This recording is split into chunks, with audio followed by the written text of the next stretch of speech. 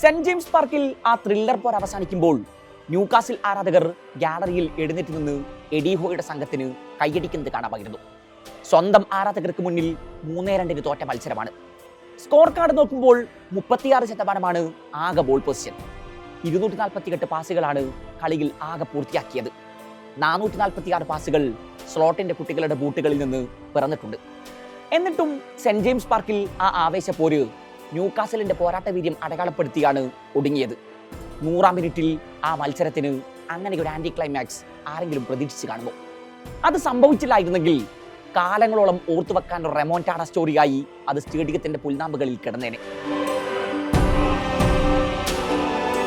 സീസണിലെ ഏറ്റവും വലിയ പോരുകളിൽ ഒന്നാണ് അലക്സാണ്ടർ ഇസാക്ക് ഇല്ലാത്ത സ്ക്വാഡ്.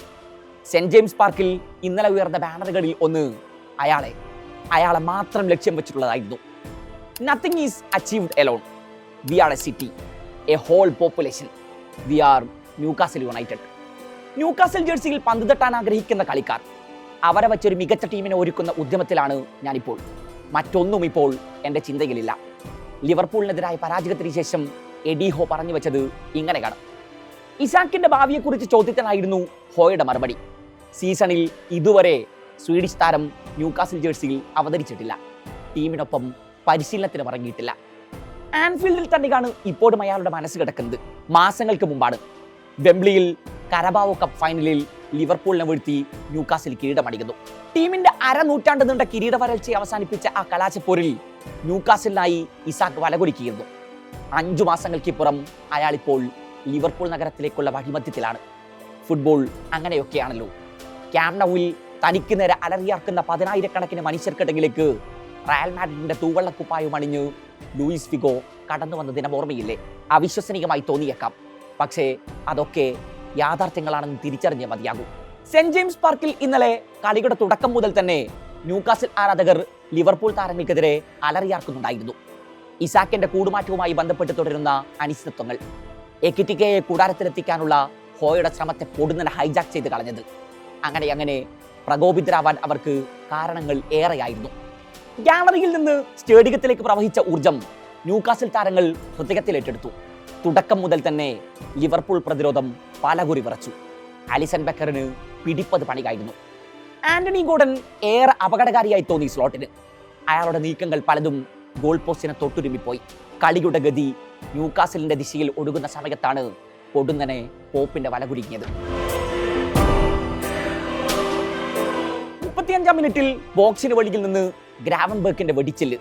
പോപ്പ് ഒന്നനങ്ങാൻ പോലുമാകാതെ പോസ്റ്റിന് മുന്നിൽ നിസ്സഹായനായിരുന്നു. ആദ്യ പകുതി അവസാനിക്കാൻ സെക്കൻഡുകൾ മാത്രം ബാക്കി നിൽക്കെയാണ് ഗോർഡനെ തേടി റെഡ് കാർഡ് എത്തിയത്. വാൻഡക്കിന്റെ കാലിൽ നിന്ന് പന്ത് പിടിച്ചെടുക്കാൻ പാഞ്ഞെത്തിയ അയാൾക്ക് നിലതെറ്റി. റഫറി യെല്ലോ കാർഡാണ് ആദ്യം ഉയർത്തിയത്. എന്നാൽ വാർ പരിശോധനയിലാണ് അതൊരൽപ്പം അപകടകരമായ ഫൗളാണെന്ന് തിരിച്ചറിയുന്നത്. റഫറി തീരുമാനം തിരുത്തി. Direct red card. ഗോർഡൻ പുറത്തേക്ക്. 2-ാം പകുതിയിൽ 10 ആളുമായി ഇറങ്ങിയ ന്യൂകാസലിനെതിരെ ആദ്യ മിനിറ്റുകളിൽ തന്നെ ലിവർപൂൾ വലകുലുക്കി. ഇക്കുറി എക്കിറ്റിക്കയുടെ ഉടമായിരുന്നു. ഇടതുവിങ്ങിൽ നിന്ന് പോസ്റ്റിലേക്ക് കയറിയ കോഡി ഗാക്പോയുടെ കാലിൽ നിന്ന് പന്തേറ്റു വാങ്ങിയ അയാൾ നിറയൊഴിച്ചു.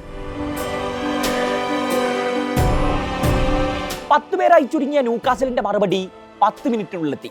57-ാം മിനിറ്റിൽ ലിവർപൂൾ ഗോൾ മുഖത്തേക്ക് ലിവറമെന്റോയുടെ ക്രോസ്.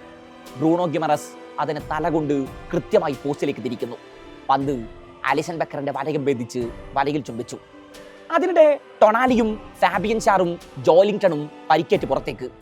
ആരാധകർ തലയിൽ കൈവച്ചു. മത്സരം 90-ാം മിനിറ്റിലേക്ക് പ്രവേശിക്കാൻ ഒരുങ്ങുന്നു. 88-ാം മിനിറ്റിൽ പോപ്പ് ഗോൾ മുഖത്തേക്ക് അടിച്ചുയർത്തിയ പന്ത് ഇടതുവിങ്ങിലൂടെ കുതിച്ചെത്തിയ വില്യം ഒസൂല സമർത്ഥമായി വലയിലാക്കുന്നു. The comeback. Saint James Park ഇളകി മറിഞ്ഞു. അർണെ സ്ലോട്ട് നിസ്സഹായനായി നിന്നു. സ്റ്റോപ്പേജ് ടൈമിലെ 6-ാം മിനിറ്റ് കോഡി ഗാക്പോയെ മൈതാനത്ത് നിന്ന് പിൻവലിച്ച സ്ലോട്ട് റിയോ എംഗമോഹെ എന്ന 16-കാരനെ മൈതാനത്തേക്ക് കയറൂരി വിടുന്നു. ഇഞ്ചുറി ടൈം നീണ്ടു. മത്സരം 100-ാം മിനിറ്റിലേക്ക്. മൈതാനത്തിന്റെ വലതുവിങ്ങിലൂടെ ലിവർപൂളിന്റെ മുന്നേറ്റം. ബോക്സിൽ സലാഹിന്റെ കാലിൽ നിന്ന് പന്തേറ്റു വാങ്ങാനായി ആഞ്ഞ ഹംഗേറിയൻ താരം സൊബോസ്ലായി അതിനെ തൊടാതെ എംഗമോഹയ്ക്ക് വിട്ടു നൽകുന്നു. ആരും മാർക്ക് ചെയ്യാതെ നിന്നിരുന്ന ആ 16-കാരൻ ഒറ്റക്കുതിപ്പിൽ വലങ്കാല് കൊണ്ട് പന്തിനെ വലക്കകത്താക്കി. സെന്റ് ജെയിംസ് പാർക്ക് നിശബ്ദമായി. Epic drama. Reds back. Arne സ്ലോട്ടിന്റെ മുഖം തെളിഞ്ഞു. അവസാന വിസിൽ മുടങ്ങുമ്പോൾ നിരാശയുടെ ഒരു ചെറുകണിക പോലും ഉണ്ടായിരുന്നില്ല എഡി ഹോയുടെ മുഖത്ത്. അയാൾ തന്റെ കളിക്കൂട്ടത്തെ മനം നിറഞ്ഞ് ആശ്ലേഷിച്ചു. പ്രീമിയർ ലീഗ് ചരിത്രത്തിൽ ഗോൾ കണ്ടെത്തുന്ന ഏറ്റവും പ്രായം കുറഞ്ഞ 4ാമത്തെ താരമാണ് റിയോ എംഗമോഹൻ, ലിവർപൂളിന്റെ ചരിത്രത്തിലെ ഏറ്റവും പ്രായം കുറഞ്ഞ സ്കോറർ. അടുത്ത വെള്ളിയാഴ്ച മധുര 17ലേക്ക് പ്രവേശിക്കുകയാണ് അയാൾ. ഇതിനു മുമ്പ് തന്റെ ടീമിനായി 16ാം വയസ്സിൽ വിജയ ഗോൾ നേടിയ ഒരേ ഒരു താരമേ പ്രീമിയർ ലീഗ് ചരിത്രത്തിലുള്ളൂ, സാക്ഷാൽ വെയിൻ റൂണി. 2002 എവേർട്ടൺ ജേഴ്സിയിൽ ഗണ്ണേഴ്സിനെതിരെ അയാൾ നേടിയ വണ്ടർ ഗോൾ ആരാധകർ എങ്ങനെ മറക്കാനാണ്? പ്രീ സീസണിൽ ലിവർപൂൾ ജേഴ്സിയിൽ മിന്നും പ്രകടനങ്ങൾ പുറത്തെടുത്ത റിയോ സ്ലോട്ടിന്റെ പ്ലാനുകളിൽ ഇടം പിടിച്ചു കഴിഞ്ഞു. ചെൽസിയുടെ യൂത്ത് സിസ്റ്റത്തിൽ നിന്ന് കളി പഠിച്ചെത്തിയ റിയോ ആൻഫീൽഡിൽ നിറഞ്ഞു തുടങ്ങുന്നു.